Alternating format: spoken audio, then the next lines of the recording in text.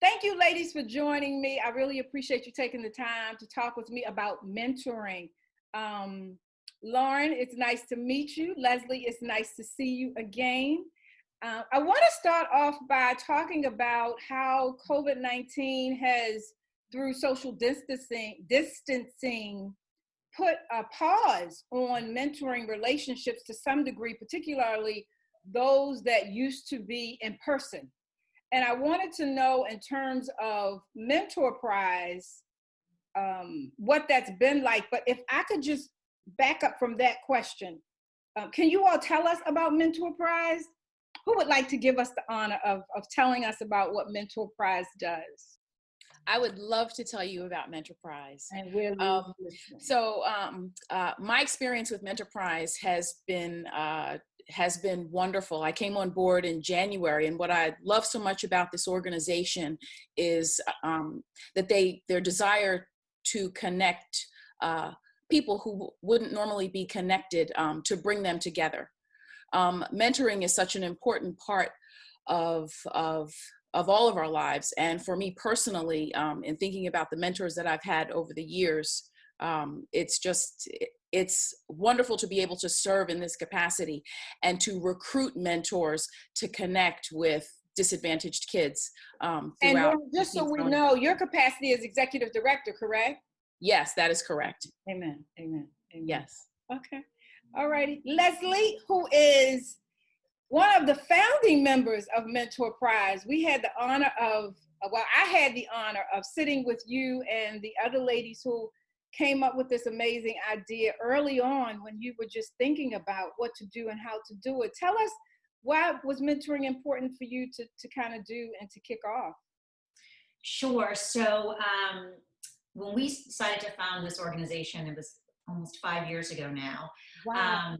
I had just stopped working, and I'm an attorney by trade, and I was at a breakfast where the focus was on disadvantaged youth and education. And this woman, young woman, stood up. She was the guest speaker and told her story. And in all honesty, it just blew me away, what she had overcome and how successful she was. And what I found most amazing, and when she told her whole story, and she had a lot of obstacles along the way, she became the most emotional when she started to talk about her mentor and how he had changed her life.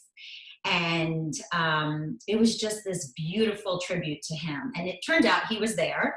And so I introduced myself to both of them. And I think that her mentor could sense my enthusiasm and excitement. And so he had said to me, I have this idea that I've been thinking about.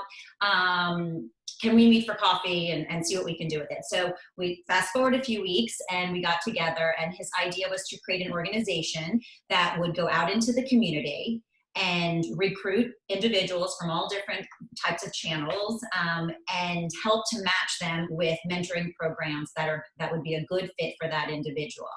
And so when we started this organization, I would say there was two main reasons that I felt so passionate about it. One was, of course, to serve these disadvantaged youth and young adults, and to help them to find individuals who could really help them to reach their dreams, and sometimes just get through the day. And then the second reason, which has been really brought to light, I think, in the recent events with George Floyd, and we can talk about that more later, but was really about bringing people together who may not connect otherwise.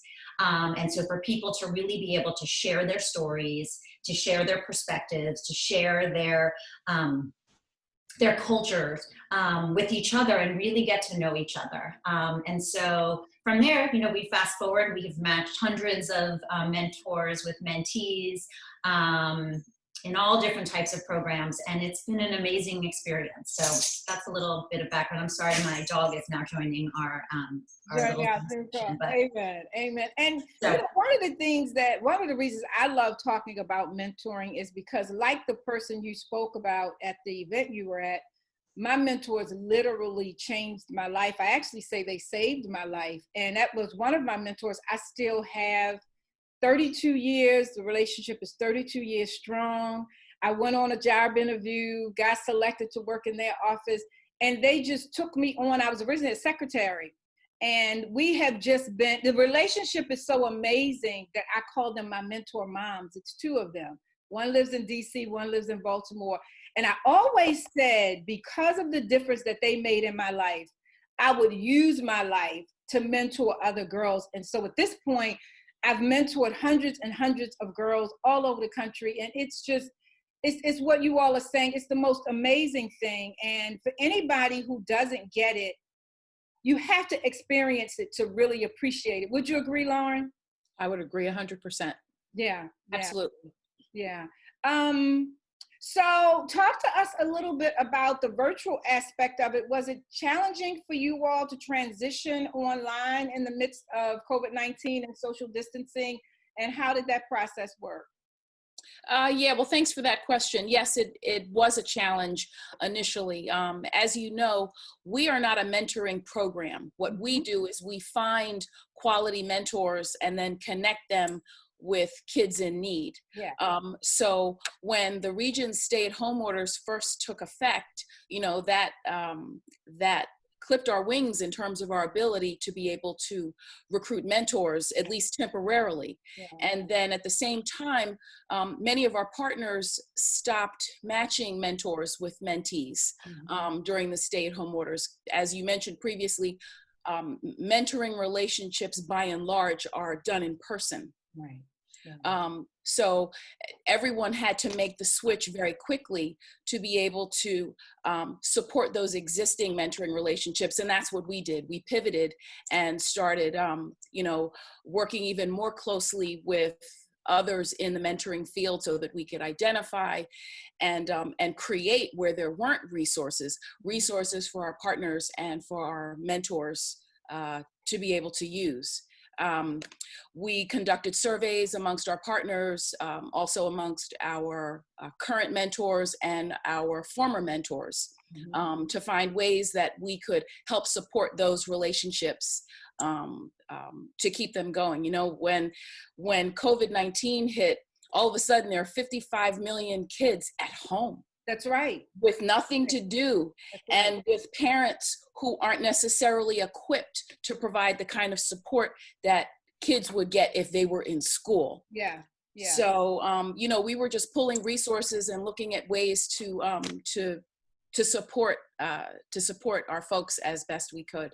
Wonderful. And to be clear, e-mentoring is a thing. E-mentoring was going on long before COVID-19 came and made everything have to go virtual. But the difference, I believe, is if you sign on for e-mentoring, that's what you're going to get. You don't have the expectation of meeting with the person who's mentoring you face to face, but through what you all do, that's not the protocol. The organizations that you partner with, the recruitment that's happening on both sides, the expectation is those people would meet and meet in person. So I wanted to just clarify that there are two different things that, that I was speaking to. Leslie, I wanted to know from you, how has it been, with the ability to recruit more organizations to come on board, as Lauren just spoke about, these 55, million kids who are now at home. Leslie, how has it been for you and your team, executive team, to recruit partners? Well, not to recruit partners, but to recruit mentors for our partners. So just to clarify, I would say, and Lauren knows this, I have been initially very frustrated and very nervous. I don't know if you all saw in the New York Times yesterday or the day before, they're talking about how the number of child abuse cases are significantly down. And that is in part because nobody's reporting them. They're not at schools. The mentors aren't reaching them. So there's been this great fear that, okay, great, all of these kids are at home now. A lot of them are in homes where parents are now out of work. People are afraid of the virus. I mean, there's so many things, and who's looking after these kids? So I have been particularly, and all of us at MentorPrize have been very concerned about that. Initially, and as Lauren mentioned, a lot of our partners and all these mentoring programs just kind of stopped business for a while, right? They were trying to support their existing mentoring relationships and didn't know how they were going to look, how they were going to maintain them. And turning to virtual at that point is a less difficult thing to do in terms of, because the relationship been built. But we are seeing, and Lauren can talk about this a little bit more, a lot of our partners now, as fall comes up, are now starting to recruit again. And my understanding, my expectation is that a lot of them are going to be using these online platforms for mentoring, at least in the short term, which, although not ideal, right? It's not ideal, is still a better way to be checking in on these kids. Right. Absolutely. 100%. I want to talk a little bit about the recent events, as you just mentioned, Leslie. For the last, 2.5 weeks now, the country, even the world, has been in an upheaval following the death, the murder of George Floyd. And it has really taken a toll on the psyches of so many people, particularly Black people, right? And Black men and women who love them. It has been interesting, to say the least, to see how organizations and corporations are stepping up and now are throwing all of this money and weight behind how we can make sure that all of our customers, clients, constituents know that Black lives matter to us, right? And in as much as you celebrate that, you also know that it's long overdue. And you also know that when the protests are over, so will the hoopla, so will, and to some respect, so will the, what's the word I'm looking for? The support and the recognition. I wanted to know specifically from either one of you, how have you been impacted in your thinking and thoughts around what has been going on? And also, has it influenced and informed any new way that MentorPrize is going to move forward? Well, I can just start. So the answer is absolutely. We are about to launch next week. It will be our 5th anniversary, Do Something campaign. And sort of what I mentioned at the very beginning of this is the importance, and you talked about this. We had a little background last week. There was sort of a group discussion of what white women could do during this time. And most of the discussion, most of what you talked about, Mischa, in that was the need for us to cross those barriers and get to know people who look different than us, who act different from us. So a lot of us, we can sit in our little silos and we can proclaim to be, activists and super liberal. But until we really, really, really get to know people who are different from us, things are not going to change. And so we are, and Lauren can talk more about this next week, really starting to launch this Do Something campaign. You want to do something? Because as you said, the hoopla is going to be over soon. How do we really make change, and how do we make lasting change? And unless we change perceptions, and unless we get to know and love and respect each other, it will not change. Amen. So Lauren, you can talk a little bit about what our campaign is going to look like. And so we're really excited about this. It's Do Something with an exclamation point behind it. Because most of our partners are going to go back to matching mentors with mentees in the fall, this is the time to roll out an aggressive campaign to recruit mentors. And the momentum created following the murder of George Floyd and the subsequent protests, we need to take advantage of that momentum.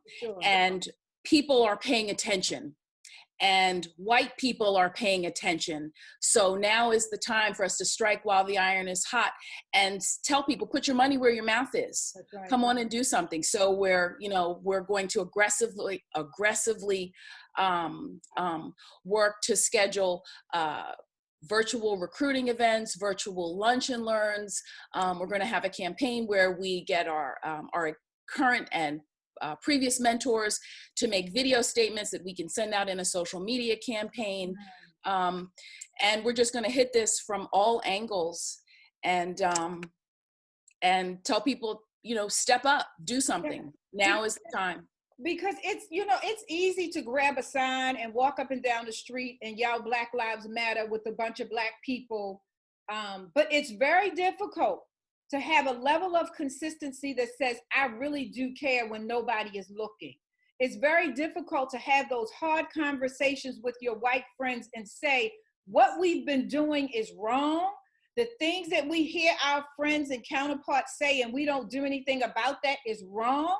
And just encouraging people to step up in the lives of Black children and children of color in a more substantive way is what I love about what MentorPrize has been doing even before George Floyd. And I'm excited to know that you all are going to continue to do that and even elevate your efforts in such a way that mentors and people who are interested in mentoring will be challenged to really, really, as Leslie said, put your money where your mouth is, but it's also about putting your time, where your mouth is, because again, mentoring takes consistency, right? Yes. It's a huge commitment, right? I want to know right now, do you all know like the ratio of, I guess I want to say, white mentors to Black children in your organization? Is that something you know off the top of your head? I don't know that off the top of my head, but I can get back to you with that. No. I don't know the exact ratio, but I would actually say that it's quite high. Yeah. And often a lot of our partners are asking for, which is interesting, they have historically asked for more African American males, especially, and females to match, because they, the thought is they have more in common, they'll be able to be more comfortable with each other. But we've sort of pushed back from the very beginning and have been looking for just solid, good mentors, regardless of the color of their skin or their background. And I think this situation highlights why that's even more important than ever. It's important for the children who are minorities to understand white people, right? And we have to understand each other. And so, yes, it may be a little bit less comfortable at the beginning, but I think, potentially more can even come from it. Absolutely. Well, I certainly celebrate what you all are doing. And again, what you were doing even before now. Again, I celebrate what you're going to be doing as an elevated effort. Could you tell us really quickly before we go how people can get involved with the Do Something campaign, Lauren? Yes, do something. You can go to our website, which is MentorPrize.org, and you can sign up to be a mentor. You can donate. We will be publishing also on our website, a list of all the different ways that people can get involved in this effort. So we want you to sign up to be a mentor, but if you're unable to be a mentor at this time, there are lots of other ways to get involved and to support our efforts. Absolutely. Leslie, is there anything else you want us to know before we go? I guess just one thing I wanted to add to that is, as currently MentorPrize is a local organization, so we support organizations in the DMV, which is the Washington, D.C. metropolitan area. So in terms of signing up, I know your followers, you can see how great I am with social media. Mischa may be all over the country, but I know a lot of them are in Baltimore.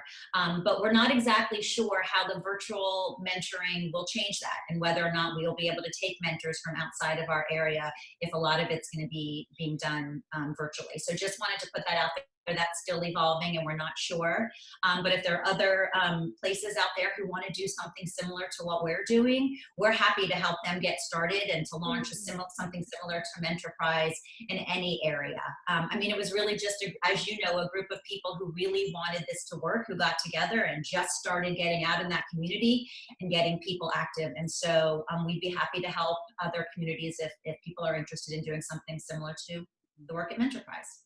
Amen. And Leslie, thank you for that, because it is about just doing something, even if it's something small. When you and your friends got together and called Maryland Mentoring Resources, which at the time I was the director there, it was just, we want to do something.